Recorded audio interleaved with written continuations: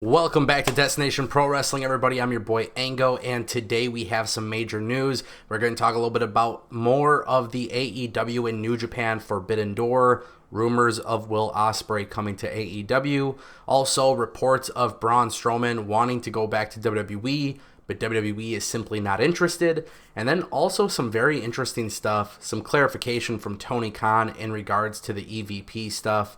Guys, this channel is all about daily pro wrestling news, so as always, your subscription would be greatly appreciated. Let's take a look at Tony Khan addressing some of the articles and stuff that's been talked about recently about the EVPs, basically just limiting their input. If you guys are unfamiliar with the story, well, look no further. Tony Khan actually clarified this with PW Insider. Tony Khan clarified that AEW essentially changed the way EVPs contribute to the storylines, and we talked about this before. Tony Khan now has the final say. This actually took place late in 2019, so for anybody who's been concerned or curious as to what actually happened, there's been rumors for a while that there was issues within the organization, the EVPs not getting along. This was actually fixed late 2019.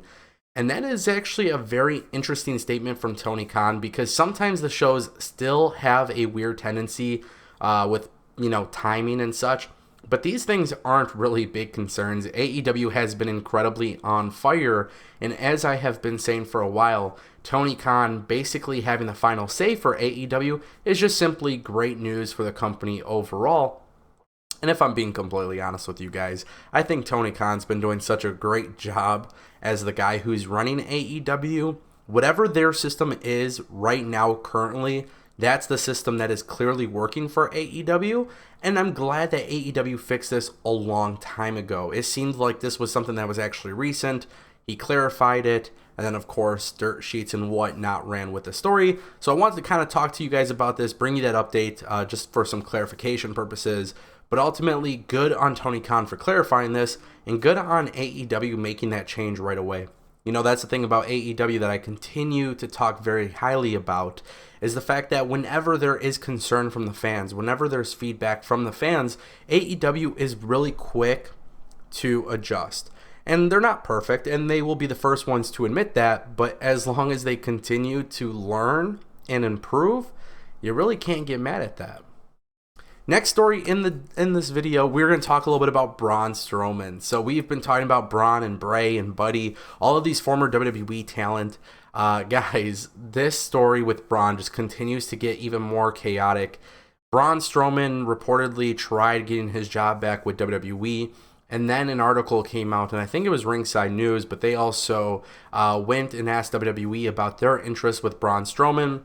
Apparently, none of the writers, none of the key figures in WWE are interested in bringing Braun Strowman back. Now, of course, WWE could just be saying no, they're not interested, and then I guess technically on Monday Night Raw they could bring him in as a surprise.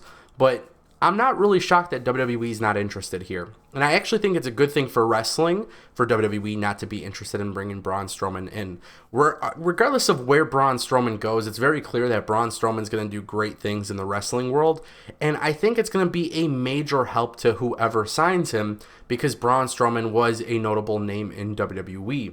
But the fact that WWE was not interested in Braun Strowman one bit is slightly puzzling. I mean, the fact that they even signed him, released him, and now they don't have any plans to bring him back, it's kind of interesting, because I think WWE is missing that big, giant character.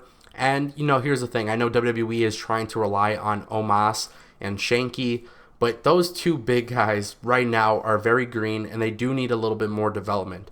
I'm not saying there's no potential there, but Braun Strowman improved immensely in the ring. He obviously got over with the fans, and on top of that, Braun Strowman going to another company and doing very well in that company is not going to be a good look for WWE.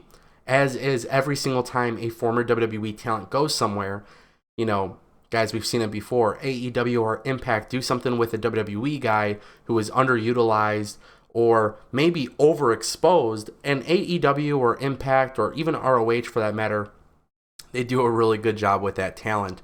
The fact that WWE is not interested in Braun Strowman tells me that WWE does not want to pay a lot of money for Braun. There's been rumors that Braun Strowman's contract negotiations are really, really high, filled with tons of demands. Whether or not that's true, only time will tell. But right now, it sounds like he is going to Impact. We'll kind of see what happens there. I truly believe that Braun's going to remain independent and do shows wherever and whenever. But hey, WWE's not interested. Maybe it's their loss, or maybe WWE sees something that I don't. What do you guys think about Braun Strowman? Let me know in the comment section below. And for our final story of the day, Will Ospreay in AEW. Guys, there's been a lot of talks about Will Ospreay and other NJPW talent crossing over to America and performing on AEW Dynamite. And Will Ospreay is somebody I think that would do an incredible job in AEW. Truth be told, Will Ospreay completely revolutionized his entire wrestling career in the past year and a half. Just like Roman Reigns, just like Kenny Omega, these three individuals represented their brand, their company very well. We saw how much Roman Reigns transformed. We saw Will Ospreay transform. Hell, we even saw Kenny Omega transform, and all three of these guys have done great stuff since. So it makes complete sense that AEW would have interest in opening up the Forbidden Door yet again with New Japan. The cool thing is, AEW and New Japan might be starting something right now, whether we know it or not. The media, the interviews, guys, this is not a coincidence. CM Punk, Daniel Bryan, Bryan Danielson, Kenny Omega, all calling out Will Ospreay. Will Ospreay recently just revealed in an interview that he wants to compete against all of those guys. And as a fan, this is the stuff I love about AEW. This is not something that WWE would be able to do. This is something that AEW would be able to do. And as a fan, that really excites me. Plus, not to mention, Will Ospreay is a fantastic wrestler, and one of the things that we've really seen him get good at is actually being able to cut a promo and sell a little bit more as a believable character, as a believable world champion. And that is something I think that is very, very important. Will Ospreay, back in the day when I was watching independent wrestling, he wasn't really necessarily the guy I would look out for and say he's going to be a big star. And I was wrong, because clearly Will Ospreay belongs up there. And that's the cool thing right now with AEW and New Japan working together. There are some dream matchups that we want to see. We eventually want to see Okada in AEW. We want that Bryan Danielson versus Ospreay. We want CM Punk versus Will Ospreay.